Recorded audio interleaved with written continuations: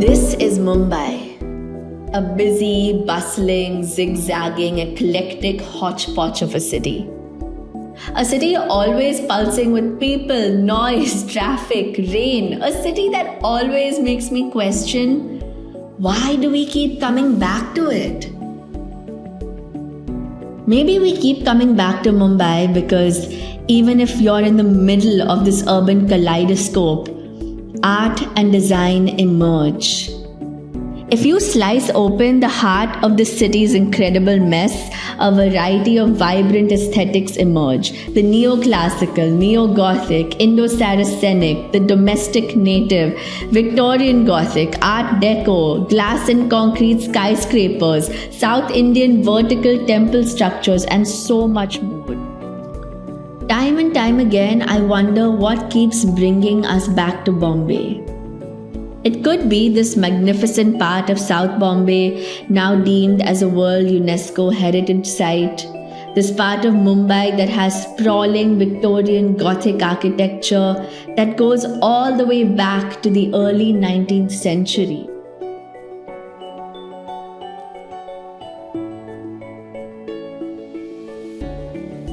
Fascinating city. It has so much to offer and so much well-constructed buildings.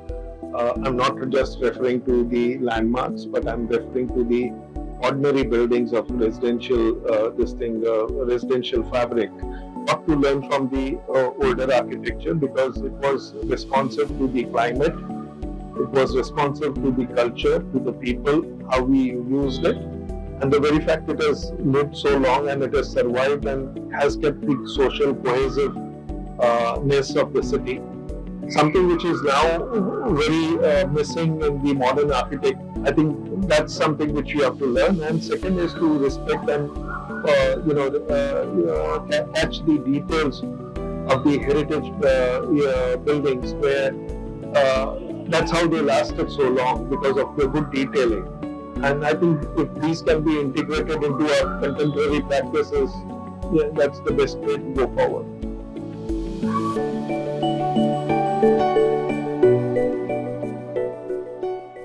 Maybe what keeps bringing us back to Mumbai are these stylish Art Deco buildings, which take inspiration from the French New Wave movement that reached India in the tumultuous times of the early 1930s.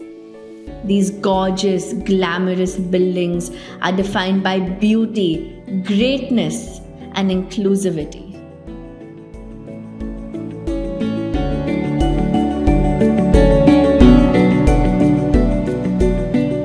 The relationship as a Mumbaikar I have with my city is very different from what you would see in other cities because we don't perceive of heritage as monuments. We use them every day. It's part of our daily life. So if you're a Bombayite, you're taking a train from Bandra station to Churchgate or to CST, which are all heritage structures. You're born in a hospital, which might be a heritage structures. You get married or go to court in a historic building. Your libraries are historic. Your schools and colleges are heritage buildings. So it's really part of our everyday life. And I think that's why Mumbaikars are so possessive and so much in love with their heritage because it's what we engage with every day. Bombay was always the gateway to India in terms of design, in terms of internationalism. So when Art Deco hit Europe, it also came to Bombay through the cruise ships, through the visitors traveling to Bombay, and you could see the style come into its own in Bombay first. So we have the whole Back Bay reclamation that emerged from the 20s to the 30s and then went on till the late 40s. And what it really spelled was two things. It was the beginning of modernism in India because it really precedes even Le Corbusier's Chandigarh by a good, few decades. And it was the first sort of architectural ensemble built in RCC, in reinforced cement concrete with an international, style. It changed the way Indians lived, because from large bungalows and chawls, we moved into the apartment style building, because Art Deco allowed buildings to have elevators, lifts, modern facilities, apartment style living. So the idea of this modern nuclear family really gets seen for the first time in Bombay's lifestyle, with the buildings of the Back Bay Reclamation and of Marine Drive. So Art Deco really spelled a major shift of 20th century internationalism, of a modern lifestyle that even preceded modernism that came in later with Corbusier. And that's really spelled how Bombay was always in step with international styles and vogues right from the early 20th century. What it also did is it heralds the first generation of Indian architects, because you have firms like Bedwar and a lot of first generation architects who came out of the JJ School of Architecture, who were overtrained in Europe but came back to build in India, and architecture as a profession was really recognized for the first time, with Indian architects designing Art Deco buildings, whether it was cinema halls or stadia in Bombay. Bombay, we don't reconcile, we just live with all of it. So I think in Mumbai, it's not less is more, it is more and give me more. Because even architecturally, we see layerings of history, and we see the Victorian Gothic. We see before that the neoclassicism of, let's say, the Town Hall and Asiatic Library. We see the turn of the century Indo-Saracenic of Gateway of India and Prince of Wales Museum. We see the Art Deco, we see the Indo-Deco, we see versions of modernism. And I think as a city, it's sort of as cosmopolitan and as mixed up as the people. We're from, it's a mix, and it's like a salad bowl of both architecture and people.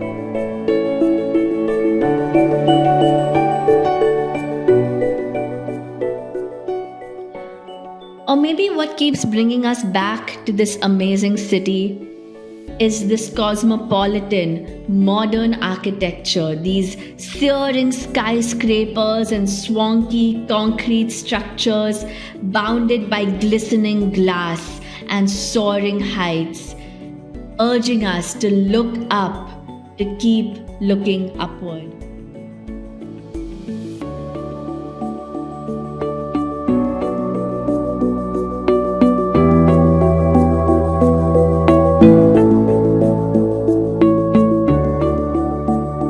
Mumbai is an aspirational city.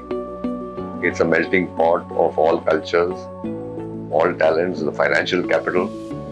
And when I see the new skyline of Bombay, I feel that Bombay is now aspiring to be a truly international city.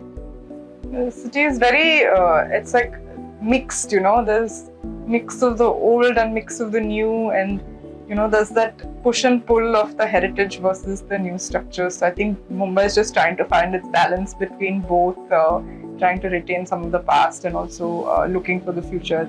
As he said, it's growing rapidly, and it's planning to be the next big international city. So I think that's where we are headed. These sort of new projects are cultivating community living, in a sense. They are the high-rises, what used to be chawls in the past, which had community living, and these are communities within themselves. So, but I just wish that one would just build sensibly and not try and build a city which has to be air conditioned all the time, because you've got a moderate climate, you've got enough sea breeze. So that's what I would like to achieve that. But I wish there was a law that all buildings that need to be painted the same color, so they won't look so obnoxious, and then just plant a lot of trees and greenery wherever, so it just hides and shades the dichotomy between the old and the new. I think that's the beauty of Mumbai, that you have this like eclectic architecture, a little bit of old, a little bit of new. But I think I value more of the old. In terms of the new, design-wise, I don't know where we're heading.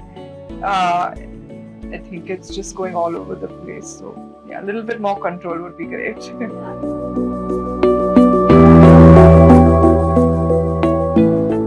maybe what keeps bringing us back to Mumbai is how design here is everywhere.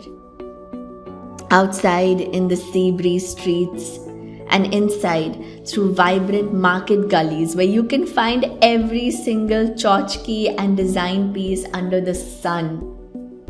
This city is led by its teeming masses and creative leaders who come from all over India and the world. These modern thinkers who marry traditional aesthetics with international design trends. These modern thinkers who have contributed to the city's vibrant, artistic, and design lifestyle.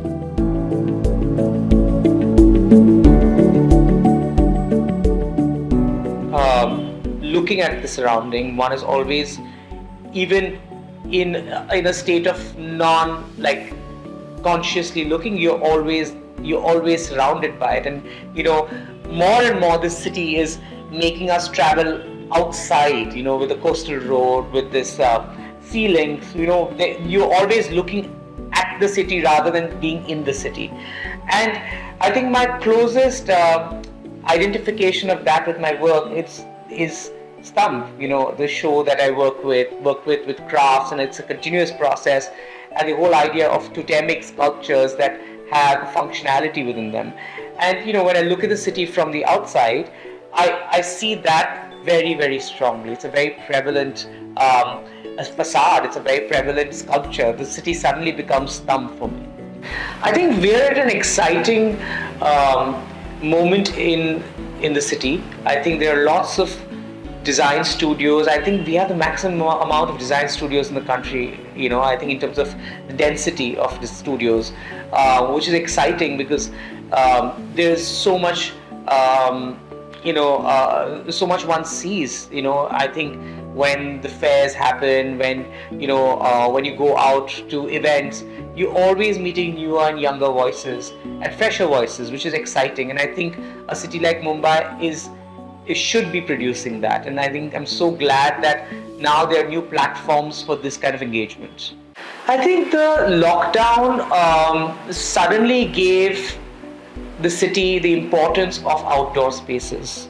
So I think suddenly we are seeing a lot of terraces, a lot of balconies, which were somewhere lost in the past.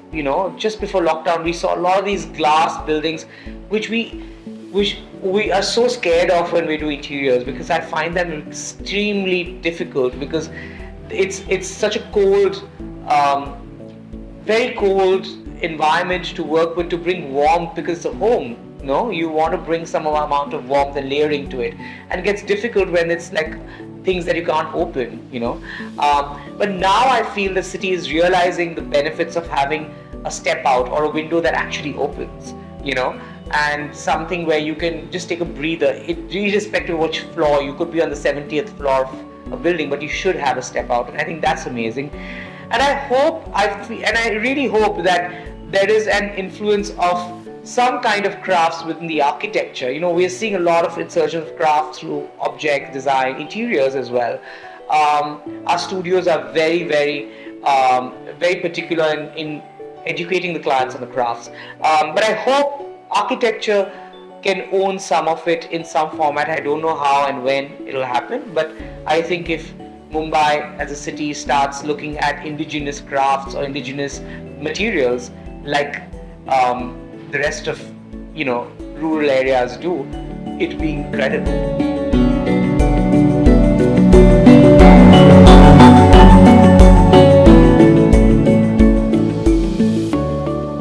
I think there's a certain spirit of Bombay, and you can't put that in words.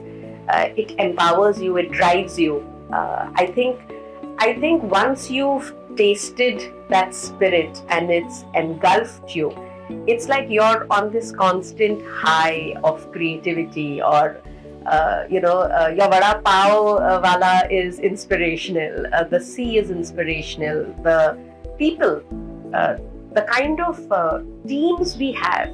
I don't think that people have that joy for life and what they do that easily in every city. And I think that's what I really love about Bombay, the spirit and the people.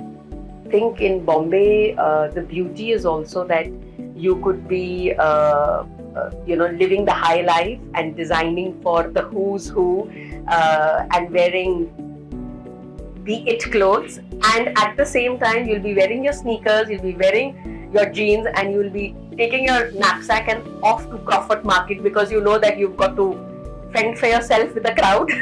You know that it's going to be super crowded. You're going to sit there and have that thali, which is, you don't get that anywhere else. You're going to have, your coolie finally put all your stuff in. So which other city do you really see this in? And whoever you might be, but I think in the design world, the beauty is you're working with the ground root level, which are these bigger wholesale markets, and then you're working for the who's who. And I think I love that because you can have the best of every world. Like, at least for me, I know that if I'm going to go to Worli for a meeting, I know where I want to sit and eat my vada pav. I know if I'm going to be going to Kala Ghoda, where I want to sit and eat my rolls. So I think all of us, to some level, and at whatever level you might be, we are all so ingrained with certain imprints that the city has left on us.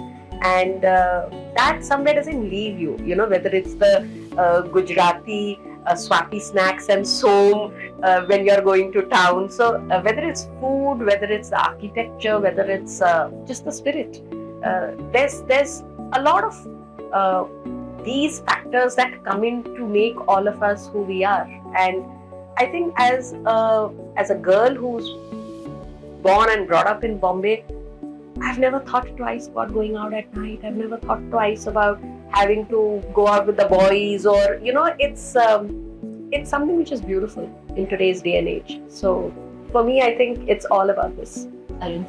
What I love about my design practice and the few people who are working with my ethos is that we are all about preservation.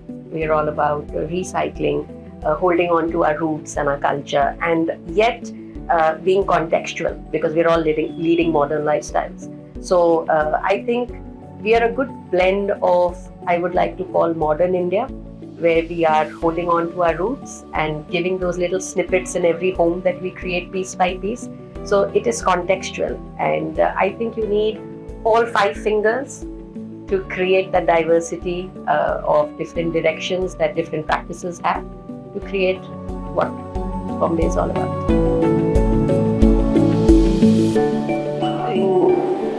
That I understand is that design across India, Bombay has always been in the forefront in its contributions, in the practices and the schools that exist over here. It's also been mostly collaborative. It's a well-connected group of creative professionals. So I mean, we like to believe that we are within the discourse of contemporary design, not only in the city but in the country. It's a very positive experience. It doesn't feel, I studied my undergrad on the East Coast in the US, and it felt very cutthroat, right? Los Angeles, where I did my master's, was a bit different, but there were elements of that. You felt that people were competing with each other. Here I feel like there really is a sense that how can we collectively kind of lift the discourse and the means of practicing and sort of what we put out. And that's, it's a really positive kind of experience. And so to be able to have events like IE, where we're able to kind of come together, and whether it's through the conversations that are had, the symposiums, lectures, and coming to Mumbai as a kind of national mecca that attracts all different types of artisans, craftspeople, people of all kinds, but those as well. And then obviously Bollywood and other types of industries that are here. The ability to make and create things either with the latest cutting edge technology or with practices that have been around literally for thousands of years has always been something that really spoke to me. And the accessibility of that is really attractive. And I think what's so special, to bring it back to Mumbai, is that in this space, this literal physical space, all of those things where you started talking about being connected to the world, being connected to art, to culture, to design, all of those things get conflated and compacted, and you step into this space, and at the same time you can then jump on a train and be in an amazing art gallery, or you can, head to another part of the city and see a performance, and that all those things exist in this environment is inspiring. And this word of Bombay and Mumbai, that's always been, I think I speak in terms of Bombay, I use Mumbai more and more, but it's been this vast ecosystem, perhaps as vast as the sea that it confronts. It's open to all kinds of ideas, thoughts, experiences. It's been that open city, right? It's been this narrow kind of strip, which is a little bit away from the Indian mainland. But it's this vast space, and that's what's so compelling.